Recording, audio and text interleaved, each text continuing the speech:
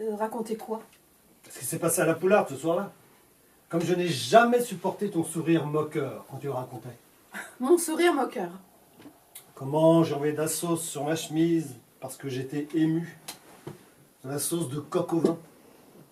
Ce n'était pas nécessaire de me faire passer pour un con. Tu cherches peut-être à me reprocher un manque de tact. J'ai dit ça.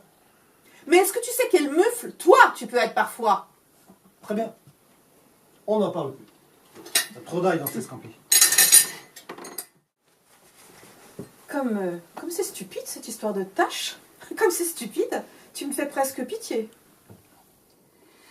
La formule impitoyable, je te fais pitié. J'en suis ému, tiens. Ils ne sont pas bien, les scampis. Ils tâchent vos scampis, de grosses taches bien grasses et qui ne partiront plus. Et sur une chemise neuve, par-dessus le marché.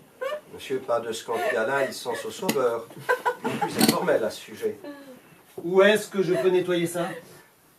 L'eau chaude attend monsieur dans le robinet des vestiaires. Souhaiteriez-vous mon aide, ma dextérité? Non! Je ne souhaite ni votre aide, ni votre dextérité. De vous à moi, je vous trouve terriblement sympathique. Est-ce que vous ne l'avez pas déjà dit? J'ai dit que je trouvais votre couple très sympathique, mais là, je veux dire aussi que je vous trouve terriblement sympathique, bien plus sympathique encore donc que votre couple. Et très belle. Il y a en vous quelque chose de très artiste. Vraiment? Parlons moins fort, la patronne pourrait nous entendre. Autant que vous le sachiez, ce soir nous fêtons l'anniversaire de notre mariage, mon mari et moi, et figurez-vous que mon mari est follement amoureux. Je comprends parfaitement. Vous comprenez? Vraiment? Il y a des soirs où l'on joue son destin. D'un côté la mort, de l'autre la vie. Je m'appelle Max. Est-ce que vous voyez dans quelle situation vous me mettez? C'est insensé tout ça. Mais laissez-moi, moi je n'ai rien à vous dire. Surtout ce soir. Max! Une chance sur des milliards. Une horreur des taches de sauce. Ma chemise est mouillée, c'est même pas parti, c'est ridicule.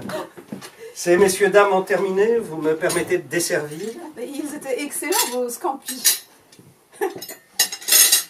Madame me ravit. Barbara, comme c'est dommage que tu ne sois pas si souvent de si bonne humeur. Tu trouves peut-être ça palpitant, mon emploi de vérificatrice? Passer son temps à examiner le travail des autres, à être en première ligne dès que la direction fait ses réprimandes? Je te rappelle qu'avec Lucas, j'avais un travail qui me plaisait. Décorer son stand dans les foires me valait toujours des applaudissements. Le fric, tu n'as que ça dans la tête? Non, pas le fric, mais il ne fallait pas me promettre monts et merveilles. Et je me suis expliqué 1000 fois là-dessus. Barbara, nous voulons une soirée de séparation qui se passe bien. Il y a longtemps que j'aurais dû écouter Marilus. Surtout ne ramène pas ma mère. Et surtout pas sur ce sujet-là. Bon, Barbara, cessons immédiatement cette discussion. Le front sac de ces messieurs dames.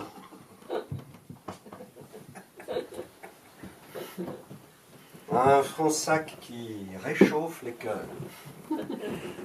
Qui, je vous le demande, qui n'y trouverait pas du réconfort? N'avons-nous pas tous besoin de chaleur, de pouvoir croire encore? Il faut croire, n'est-ce pas? Croire en quelque chose. Ça ne va pas, mon vieux? Tout va très bien, monsieur le marquis. Tout va très bien. Juste un peu de vague à l'âme. Je vois d'ailleurs que madame arbore son plus beau sourire à la perspective d'accomplir cette tâche. Madame a une classe folle, si je puis me permettre. Ne vous en permettez tout de même pas trop, si vous voulez bien. Parce que tu doutes de ma classe, Luc. Madame me ravit. L'expression est faible, qu'elle le sache. Et qu'est-ce qu'il se permet, ce Paul Toquet? Si on le laissait faire, il serait déjà assis sur tes genoux. Il est un peu expansif, c'est tout. Moi, ça m'amuse. Même pas servi à la bonne température. Au fait, tu as déjà dévoilé quelque chose à Stéphanie? Elle va me regretter, Stéphanie, on s'entendait bien. Voilà une réflexion du genre cocasse. Inouï comment on peut réécrire l'histoire. La mère et sa fille sont comme chien et chat, normal, dirait le premier psychologue venu. À l'adolescence, la première chose que fait la fille, c'est affronter sa mère. Eh bien non. On décrète que le responsable, c'est moi. Allons, Barbara. Je n'ai jamais voulu m'immiscer entre Lucas et toi pour ce qui est de l'éducation de votre fille. Mais ça ne m'a pas empêché de bien m'entendre avec Stéphanie, d'avoir pour elle beaucoup d'affection. Un enfant d'un premier mariage, c'est délicat pour l'autre conjoint. Eh bien, je peux me vanter d'avoir toujours considéré le problème avec beaucoup de tact. Enfin, qu'est-ce que c'est que cette élucubration? D'ailleurs, c'est toi qui l'as dit. Il t'aime comme un fou, ton Lucas. Mon Lucas. Nous disions donc un coq au vin et un rable. Et puis Luc, il est urgent que tu te trouves un appartement. Nom de Dieu. C'est tout froid à l'intérieur.